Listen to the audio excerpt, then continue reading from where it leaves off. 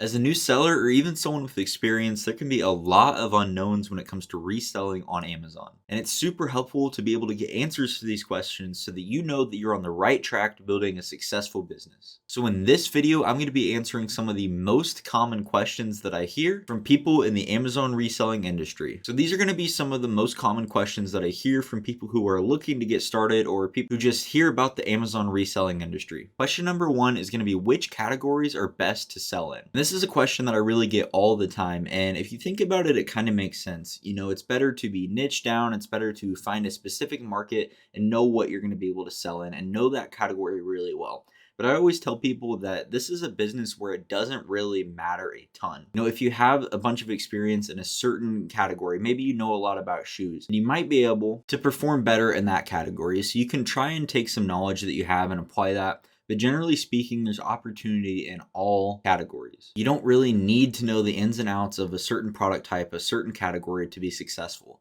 At the end of the day, we're just reading data, we're looking at Keepo, we're studying profitability, and we're buying the data behind the product. It doesn't really matter what type of category you're selling in, as long as the data leads you to the conclusion that the product is going to be profitable, consistent, and it's going to sell. Now, you can take into account some things like, for example, in clothing, there's a higher return rate. So you do need to kind of look at the category if there's any other data that you need to take into account, like that return rate example. But at the end of the day, the type of category you're selling in doesn't really matter. Personally, I like to sell in clothing, home and kitchen, health and household, and beauty. But there's really opportunity everywhere. Another question that I hear a lot, especially from new sellers, is how do I get ungated? Whenever you first start selling on Amazon, you're going to be what's called gated in a lot of brands, categories, and maybe even specific products.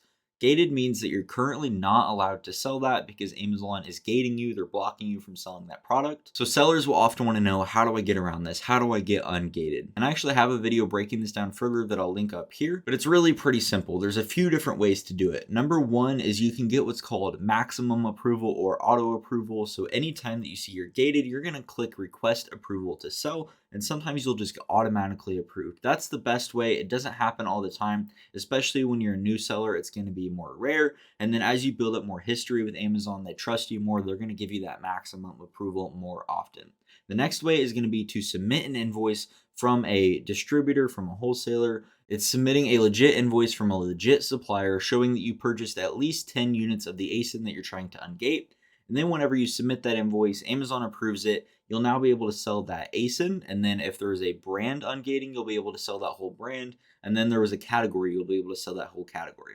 So let's say I'm gated and selling a Hot Wheels product.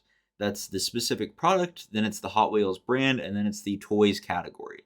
If I submit an invoice and I get approved, I'll be able to sell that product. Then I'll be able to sell all Hot Wheels products, and then I'll be able to sell all toys because there were 3 levels of gating there that I got.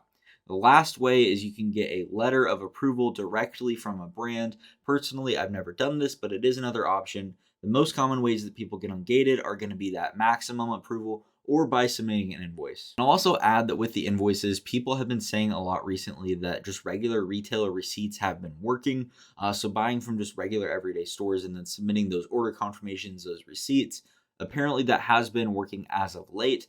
But at the end of the day, Amazon is requiring it from a real actual distributor, wholesaler, not one of these retail stores. So while it might work and you might want to give it a shot, there's no guarantees because it's not officially what Amazon is looking for. Another question that I get quite often, and this one really surprises me and doesn't make a lot of sense, but anytime I tell people about the business, sometimes they'll be like, is this legal? And I just want to premise this with, I don't really get that question because at the end of the day, what you're doing is buying products and then reselling them. That is how the vast majority of retail businesses operate. Take a place like Walmart. They're buying products from distributors and then reselling them to you.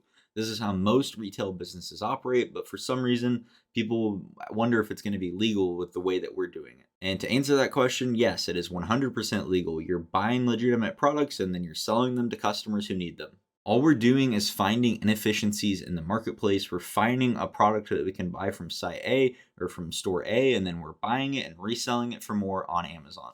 People also often ask if this is truly a business that can be done full time, or if it's a business that can really replace a full time income. And my answer is yes, absolutely, but it does take time. It depends on everyone's specific situation, how much money you have to start this up, how much time you have and are willing to invest in the business. But whenever you give it enough time, yes, this does have the potential to replace a full time income. Don't expect it to happen overnight, especially if you're starting with a low amount of capital, or maybe you can only work a few hours a week on it.